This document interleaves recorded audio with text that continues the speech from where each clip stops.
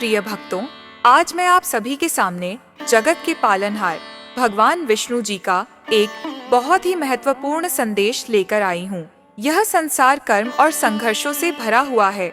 हर कोई अपने जीवन में सुख, शांति और समृद्धि की कामना करता है, लेकिन अक्सर बाधाएं हमारे मार्ग को रोक देती हैं। इन सभी बाधाओं से मुक्ति पाने जीवन में हर प्रकार की सफलता और धन पाने का एक दिव्य मार्ग है। यह मार्ग है भगवान श्री विष्णु का पवित्र मंत्र। यह मंत्र अत्यंत शक्तिशाली है। जो भी भक्त इस मंत्र का 108 बार श्रद्धा और विश्वास के साथ जाप करता है, उसे श्री हरि के आशीर्वाद से हर तरह की बाधाओं से मुक्ति मिलती है और वह अपनी सभी इच्छाओं को प्राप्त करता है। यह मंत्र न केवल आपको बाहरी सुख देता है, बल्कि आपके मन को भी शुद्ध करता है। प्रिय भक्तों, मैं आपको विष्णु पुराण की एक कथा सुनाती हूँ। यह उस समय की बात है जब धरती पर राक्षसों का अत्याचार बहुत बढ़ गया था। मनुष्य और देवता सभी परेशान थे। तब देवताओं ने श्री विष्णु की शरण ली। उन्होंने श्री विष्णु का आवाहन किया और उनकी प्रार्थना सुनी गई। श्री विष्णु ने नारायण रूप में प्रकट होकर देवताओं के साथ मिलकर मंत्रों का जाप किया और अपनी दिव्य शक्तियों से राक्षसों का नाश किया। मंत्रों के जाप से ही उन्हें वह शक्ति मिली थी जिसने हर बाधा को समाप्त कर दिया था। यह मंत्र कोई साधारण मंत्र नहीं है। यह ब्रह्मांड की दिव्य शक्तियों से जुड़ा हुआ है। जब आप इस मंत्र का 108 बार जाप करते हैं, तो श्री विष्णु स्वयं आपके जीवन में प्रवेश करते हैं और अपने भक्तों की हर कठिनाई को दूर करते हैं, चाहे वह धन की कमी हो, कोई शारीरिक समस्या हो या मानसिक अशांति। श्री हरि के इस पवित्र मंत्र का 108 बार जाप करने से हर समस्या का समाधान होता है। प्रिय भक्तों, हम सभी जानते हैं कि जहाँ श्री विष्णु जी का नाम लिया जाता है, वहाँ देवी लक्ष्मी भी प्रसन्न होती हैं। माँ लक्ष्मी, जो धन और समृद्धि की देवी हैं, वे भी श्री विष्णु जी के भक्तों पर अपनी कृपा बरसाती हैं। जब आप श्रद्धा से श्री विष्णु जी के मंत्र का जाप करते हैं, तो माँ लक्ष्मी स्वयं आपके जीवन में धन और वैभव की वर्षा करती है। तो प्रिय भक्तों, अगर आप अपने जीवन में सच्ची समृद्धि, शांति और सफलता पाना चाहते हैं, तो इस मंत्र का 108 बार जाप या श्रवण जरूर करें। यह मंत्र आपके जीवन की हर बाधा को समाप्त करेगा और आपके सभी सपनों को साकार करेगा। अगर आप सच्चे मन से इस मंत्र का जाप करेंगे, तो श्री विष्णु स्वयं आपके जीवन में आएंगे और आपको हर प्रकार की समृद्धि और आशीर्वाद प्रदान करेंगे। जब आप इस मंत्र का जाप करेंगे, तो आपके जीवन में अद्भुत परिवर्तन आएंगे। आपका स्वास्थ्य उत्तम होगा, आपके धन में वृद्धि होगी और आपको मानसिक शांति प्राप्त होगी। तो प्रिय भक्तों, आज से ही श्री विष्णु जी के इस मंत्र का 108 बार जाप या श्रवण करना शुरू करें। भगवान विष्णु जी का आशीर्वाद सदा आपके साथ रहेगा। कृपा पाने के लिए इस वीडियो को दिल से एक लाइक करके हमारे चैनल सनातन ज्ञान को सब्सक्राइब करें और कमेंट में जय लक्ष्मी नारायण लिखना बिल्कुल ना भूलें। तो चलिए हमारे साथ इस मंत्र का स्मरण करिए। ओम कृष्णाय वासुदेवाय हरये परमात्मने प्रणतः क्लेशनाशाय गोविन्दाय नमो नमः।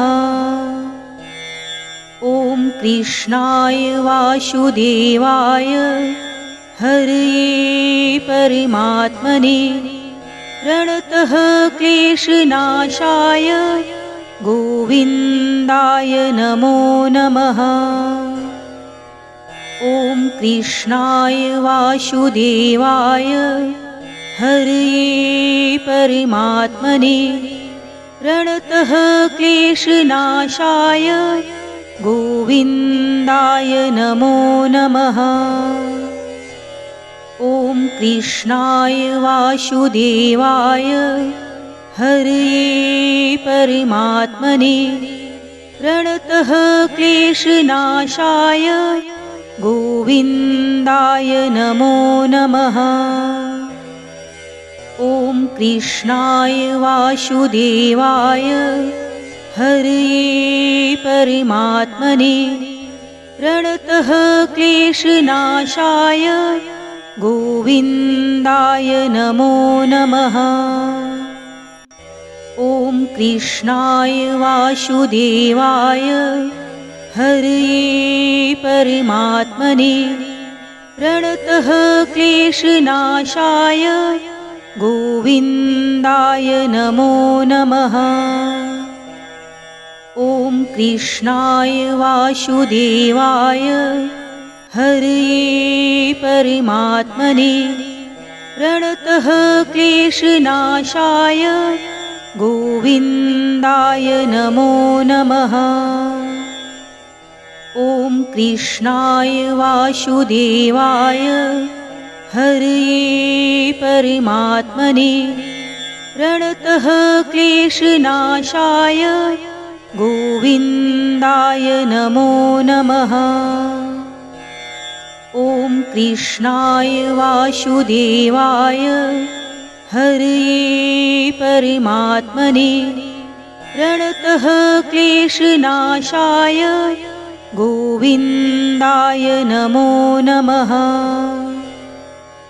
ॐ कृष्णाय वासुदेवाय हरये परमात्मने प्रणतः क्लेशनाशाय गोविन्दाय नमो नमः। ॐ कृष्णाय वासुदेवाय हरये परमात्मने प्रणतः क्लेशनाशाय गोविन्दाय नमो नमः। ॐ कृष्णाय वासुदेवाय हरये परमात्मने प्रणतः क्लेशनाशाय गोविन्दाय नमो नमः। ॐ कृष्णाय वासुदेवाय हरये परमात्मने प्रणतः क्लेशनाशाय गोविन्दाय नमो नमः। ॐ कृष्णाय वासुदेवाय हरये परमात्मने प्रणतः क्लेशनाशाय गोविन्दाय नमो नमः। ॐ कृष्णाय वासुदेवाय हरये परमात्मने प्रणतः क्लेशनाशाय गोविन्दाय नमो नमः। ॐ कृष्णाय वासुदेवाय हरये परमात्मने प्रणतः क्लेशनाशाय गोविन्दाय नमो नमः। ॐ कृष्णाय वासुदेवाय हरये परमात्मने प्रणतः क्लेशनाशाय गोविन्दाय नमो नमः। ॐ कृष्णाय वासुदेवाय हरये परमात्मने प्रणतः क्लेशनाशाय गोविन्दाय नमो नमः। ॐ कृष्णाय वासुदेवाय हरये परमात्मने प्रणतः क्लेशनाशाय गोविन्दाय नमो नमः। ॐ कृष्णाय वासुदेवाय हरये परमात्मने प्रणतः क्लेशनाशाय गोविन्दाय नमो नमः। ॐ कृष्णाय वासुदेवाय हरये परमात्मने प्रणतः क्लेशनाशाय गोविन्दाय नमो नमः। ॐ कृष्णाय वासुदेवाय हरये परमात्मने प्रणतः क्लेशनाशाय गोविन्दाय नमो नमः। ॐ कृष्णाय वासुदेवाय हरये परमात्मने प्रणतः क्लेशनाशाय गोविन्दाय नमो नमः। ॐ कृष्णाय वासुदेवाय हरये परमात्मने प्रणतः क्लेशनाशाय गोविन्दाय नमो नमः। ॐ कृष्णाय वासुदेवाय हरये परमात्मने प्रणतः क्लेशनाशाय गोविन्दाय नमो नमः। ॐ कृष्णाय वासुदेवाय हरये परमात्मने प्रणतः क्लेशनाशाय गोविन्दाय नमो नमः। ॐ कृष्णाय वासुदेवाय हरये परमात्मने प्रणतः क्लेशनाशाय गोविन्दाय नमो नमः। ॐ कृष्णाय वासुदेवाय हरये परमात्मने प्रणतः क्लेशनाशाय गोविन्दाय नमो नमः। ॐ कृष्णाय वासुदेवाय हरये परमात्मने प्रणतः क्लेशनाशाय गोविन्दाय नमो नमः। ॐ कृष्णाय वासुदेवाय हरये परमात्मने प्रणतः क्लेशनाशाय गोविन्दाय नमो नमः। ॐ कृष्णाय वासुदेवाय हरये परमात्मने प्रणतः क्लेशनाशाय गोविन्दाय नमो नमः। ॐ कृष्णाय वासुदेवाय हरये परमात्मने प्रणतः क्लेशनाशाय गोविन्दाय नमो नमः। ॐ कृष्णाय वासुदेवाय हरये परमात्मने प्रणतः क्लेशनाशाय गोविन्दाय नमो नमः। ॐ कृष्णाय वासुदेवाय हरये परमात्मने प्रणतः क्लेशनाशाय गोविन्दाय नमो नमः। ॐ कृष्णाय वासुदेवाय हरये परमात्मने प्रणतः क्लेशनाशाय गोविन्दाय नमो नमः। ॐ कृष्णाय वासुदेवाय हरये परमात्मने प्रणतः क्लेशनाशाय गोविन्दाय नमो नमः। ॐ कृष्णाय वासुदेवाय हरये परमात्मने प्रणतः क्लेशनाशाय गोविन्दाय नमो नमः। ॐ कृष्णाय वासुदेवाय हरये परमात्मने प्रणतः क्लेशनाशाय गोविन्दाय नमो नमः। ॐ कृष्णाय वासुदेवाय हरये परमात्मने प्रणतः क्लेशनाशाय गोविन्दाय नमो नमः।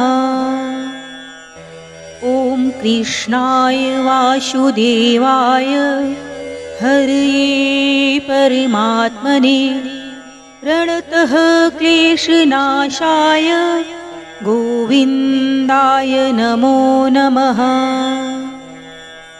ॐ कृष्णाय वासुदेवाय हरये परमात्मने प्रणतः क्लेशनाशाय गोविन्दाय नमो नमः। ॐ कृष्णाय वासुदेवाय हरये परमात्मने प्रणतः क्लेशनाशाय गोविन्दाय नमो नमः। ॐ कृष्णाय वासुदेवाय हरये परमात्मने प्रणतः क्लेशनाशाय गोविन्दाय नमो नमः। ॐ कृष्णाय वासुदेवाय हरये परमात्मने प्रणतः क्लेशनाशाय गोविन्दाय नमो नमः।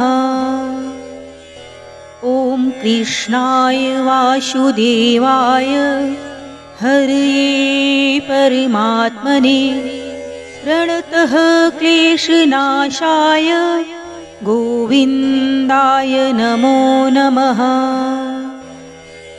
ॐ कृष्णाय वासुदेवाय हरये परमात्मने प्रणतः क्लेशनाशाय गोविन्दाय नमो नमः।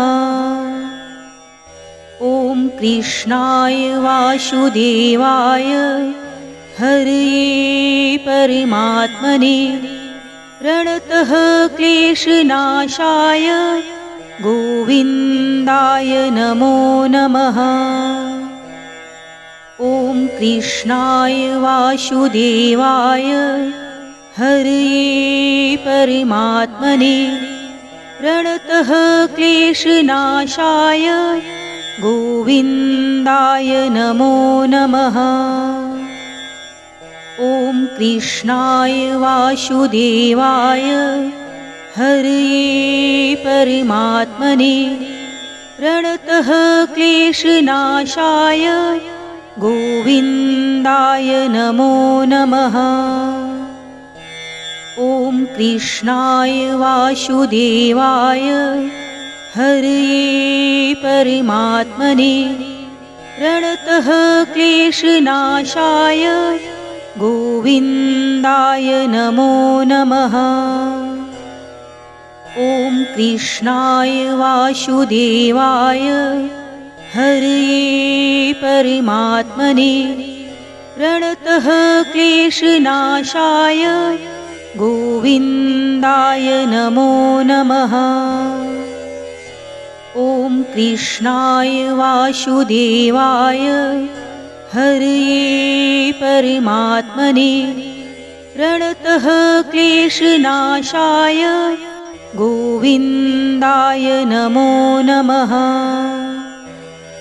ॐ कृष्णाय वासुदेवाय हरये परमात्मने प्रणतः क्लेशनाशाय गोविन्दाय नमो नमः।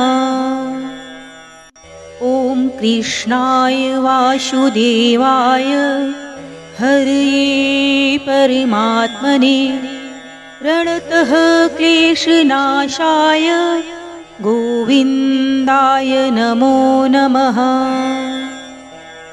ॐ कृष्णाय वासुदेवाय हरये परमात्मने प्रणतः क्लेशनाशाय गोविन्दाय नमो नमः। ॐ कृष्णाय वासुदेवाय हरये परमात्मने प्रणतः क्लेशनाशाय गोविन्दाय गोविन्दाय नमो नमः। ॐ कृष्णाय वासुदेवाय हरये परमात्मने प्रणतः क्लेशनाशाय गोविन्दाय नमो नमः। ॐ कृष्णाय वासुदेवाय हरये परमात्मने प्रणतः क्लेशनाशाय गोविन्दाय नमो नमः। ॐ कृष्णाय वासुदेवाय हरये परमात्मने प्रणतः क्लेशनाशाय गोविन्दाय नमो नमः। ॐ कृष्णाय वासुदेवाय हरये परमात्मने प्रणतः क्लेशनाशाय गोविन्दाय नमो नमः।